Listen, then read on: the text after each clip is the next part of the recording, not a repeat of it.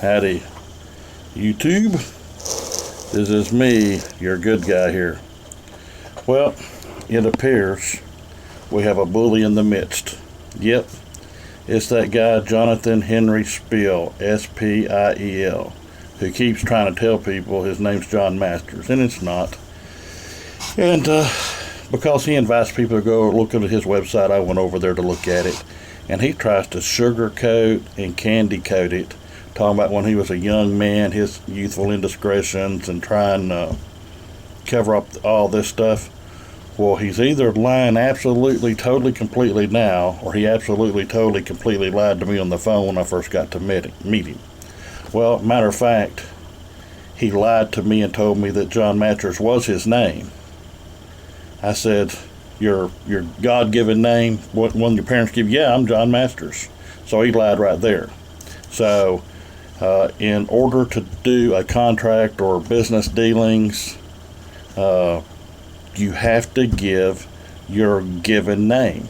Okay? If you give another name that's an alias in place of your lawful name that your parents give you, that is an absolute fraud in business. So he committed fraud with me the very first time. And he wanted me to send him some information so he could, quote, 1099 me like some sort of entity or something. And I said, I had a different arrangement in my mind, which I have a church, and I said, anything I do, I'll let you donate to the church anything that you feel like it's worth. You know, instead of giving me money, just give it to my church. My church can use it for computers and printers and any equipment that we might need, help build a stage for evangelistic encounters, so forth and so on. So he was like, okay. But then I come to find out that the more and more we went on into things, and he kept wanting my documents, and they were, quote, for him to review, not to sell, not to give away, to review. Okay, that's like you loan somebody a book and they bring the book back to you because you have studied and you prepared and you've got a book that you're going to sell to the public if you choose to sell your research and your information. That's your labor. You know, that's just like me going out and digging a ditch. I get paid for the ditch if I dig it. I don't dig it, he gets paid. That's wrong.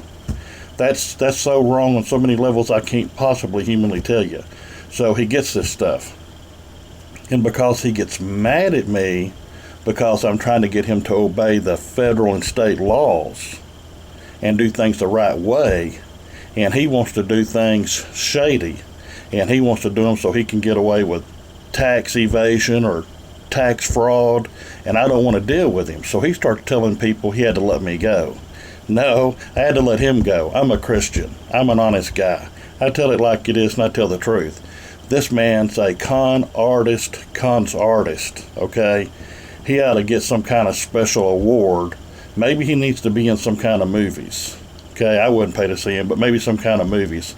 Because if he's conning as many people as I think he's conning, he deserves some special award for that.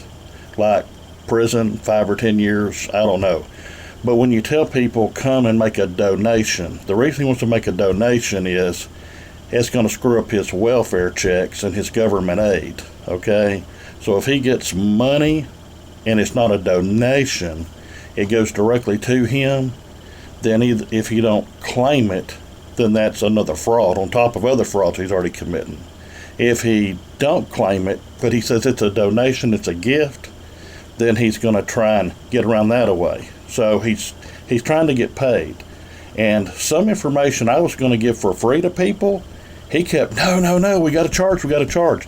In fact, I got 3 or 4 people right now that'll give me sworn affidavits under oath that this man has lied repeatedly, and played all kind of mind games. In fact, I was on Bank versus You TV, which is a Tampa television stream internet program, with him. I set it up. And in fact, the founder of the program called me and talked to me first, or should I say, a message come to me and I contacted him.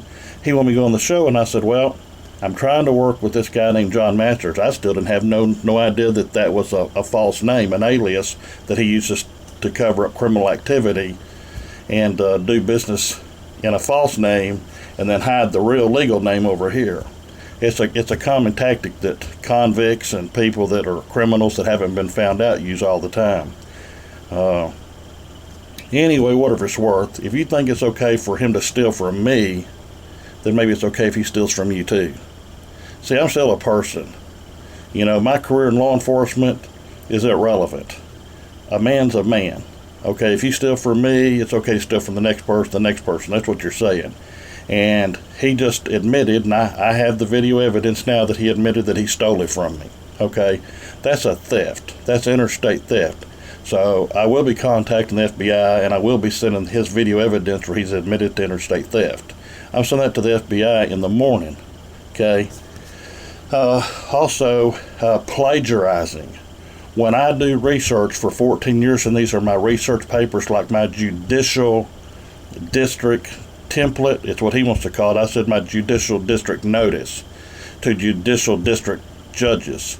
Or, you know, if it'd be a circuit judge, it would be changed to circuit judge. That was something I studied out, and something I come up with after years and years of research and talking to judges and attorneys. I come up with that, and that's my legal research. Well, he's selling it or giving it away. I did legal research on covenants, constitutions, contracts, state constitution, federal. I've looked through his website, and probably 60 or 70% of what's up there that's legit and good is stuff that he stole from me. Stole it. He's a thief. John Henry Speil is a thief. He's admitted to it, okay? So this ain't slander libel, it's a fact. Go check his criminal history, John Henry Speil, check it. He's a lifelong criminal. Who are you going to believe, okay? If you didn't know me from Adam, but you know he's got a lifelong criminal history, just give me a benefit of the doubt. A man spent 30 or 40 years in and out of prisons and jails, and he was homeless, but it was by choice. But somebody else is homeless by choice or by force. He wants to dog him out. Why must he dog him out?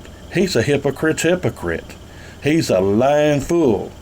And then because another man that's out there trying to do a good thing and help the public, then he wants to go into his background when he was a very, very, very young man of non-age and basically have some sort of sexual encounter with somebody his same age, which I think in most of the states there's a thing that says 1 year, 2 years, or 3 years of age difference.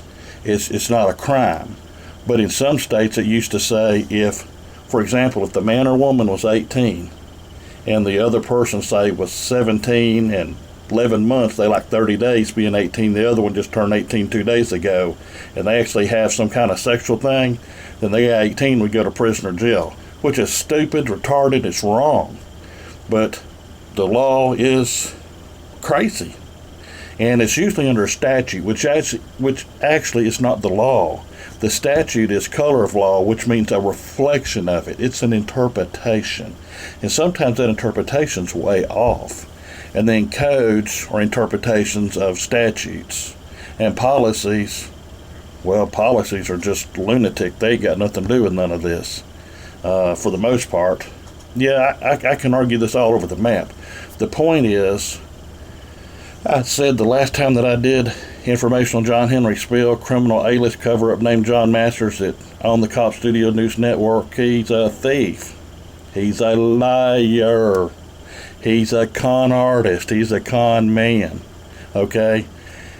I say, look, according to his little information, he doesn't have the same information I have, but the information in general says if you took white people, black people, brown people, red people, yellow people, males, females, and you took them up and down from homeless because they want to be, but they may be wealthy, you don't know, or the wealthiest people that you think are wealthy that may be bankrupt, but they're up here for some reason, and everything in between, it says somewhere between 60 and 68%, okay? That's going to vary from race, gender, region of the country, not the police. But it's not always. Anyway, I'm getting to a part 2 and a part 3 on this, so stay tuned.